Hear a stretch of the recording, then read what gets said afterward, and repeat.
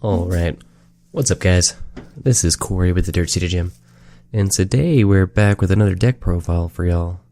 Today we're going to be looking at Lugia Decidueye. Trying to get into some Sun and Moon stuff now that everything is standard legal. So yeah, we'll get right into it. So basically the point of the deck, we got our main attacker right here, Lugia EX. Standard stuff, 170 HP, colorless. It's got the attack Arrow Ball. For 2 colorless, it does 20 damage, and this attack does 20 damage times the amount of energy attached to both active Pokemon. Lugia EX works similarly to Eeveeloutions, Yveltal, or even X-Ball Mewtwo, and the fact that our damage is scaled based on the amount of energy on both Pokemon. It's more similar to Arrow Ball, or X-Ball from Mewtwo, because it doesn't do an additional 20, but we make up for that with Decidueye. So Decidueye is Decidueye GX, 240 HP. It's got the ability Feather Arrow. Once per turn, you may put 2 damage counters on one of your opponent's Pokemon. So using that, we've got the Decidueye sniping, Lugia hitting up for damage pretty efficiently. We're able to scale up and do however much we need. It's pretty cool stuff. So going into the deck, running 3 Lugias. Primarily, our attack is going to be Arrow Ball, but if we ever need to, we can reach and go for a Deep Hurricane. For 4 colorless, it does 80 damage, and then there's a Stadium in play that does 70 more damage, so 150, 160 with the Fighting Fury Belt, and then with 20 more damage for each Decidueye, so 2 Decidueye, hitting for 200. Some pretty good numbers. Running 2 Shaman. We've got a lot of different moving pieces in the deck, so it's never bad to have Shaman. Try to get an explosive start, get the cards going and everything like that. Running a 4-4-4 line of our Owls.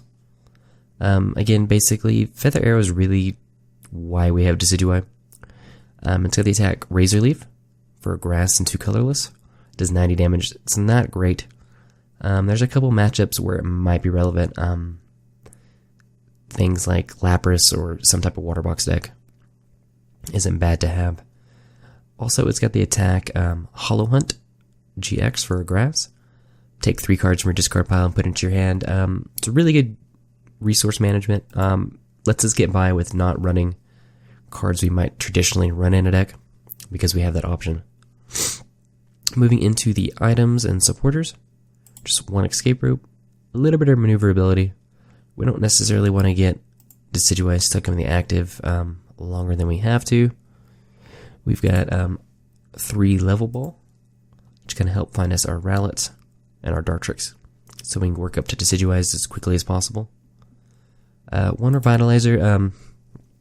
Every now and then we've got to kind of burn our resources with our Owl line, whether it be through Ultra Ball or Sycamore or whatever.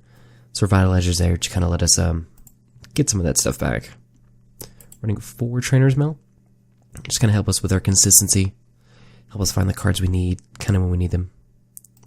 Always good to have. A 4 Ultra Ball. 4 Via Seeker.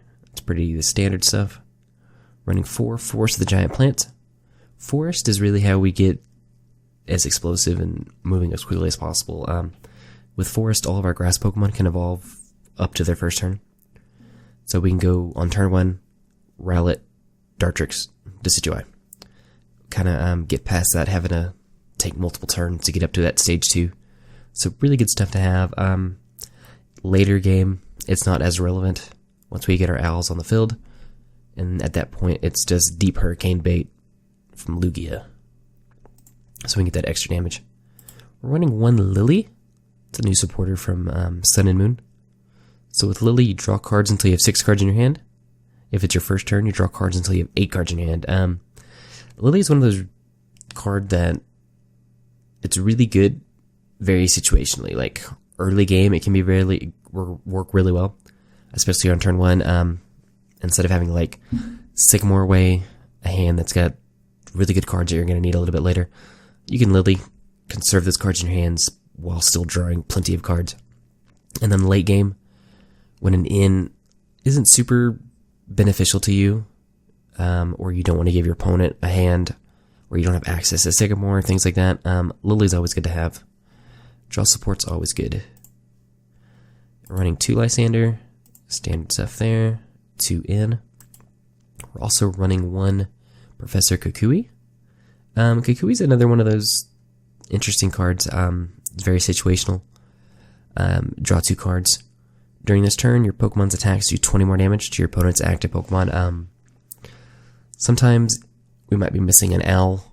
We might be just short of getting the numbers we need to get with the Lugia and things like that. So having that option in the discard pile with VA Seeker and things like that to always get Kukui up to hit that extra numbers, it's never bad to have. And again, drawing cards is always a good thing.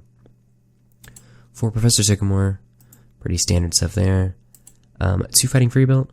These are really ever going to be only used on Lugia. Make Lugia a little bit bulky. Do a little bit extra damage. Good stuff like that. 3 Floatstone. These are primarily saved for our Decidueye. While they are big and bulky, we don't really want them stuck up in the active longer than they have to be, because ideally we're not going to be attacking with them. So those Floatstones are pretty good at helping us get our owls out of the active. 4 double colorless. Again, this is our engine to run Lugia. And then 4 grass energy. It's kind of a low number, but we really only need the grass. 1 maybe for a Decidueye if we're going to Hollow Hunt, or even if we're going to Razor Leaf. It's not bad to have. 90% of the time we're going to be putting these on Lugias anyway, but giving us those options to attach to Decidueye if we need it isn't a bad way to go about things. But anyway, so primarily what we're going to be doing with the deck is trying to keep energy on Lugia, maybe not more than a DCE and a grass energy at a time, letting them attach energy so we can deal more damage. And then we have our owls on the back fueling that extra damage where Lugia can stay low energy attached and still deal the big numbers, and kind of punish our opponent for having a load up energy. Again, if we have to ever reach, we have Deep Hurricane, which is an option. Take out a bigger Pokemon, things like that. Lysander things up. It's always pretty good to have. But anyway, guys, so that is Decidueye Lugia. Not going to get into battles today. I'm starting to do a lot more on the Twitch stuff, so hopefully I'll start posting some of those matches and stuff over on the YouTube channel, where you can check that out. Just kind of blow through the deck list pretty quickly.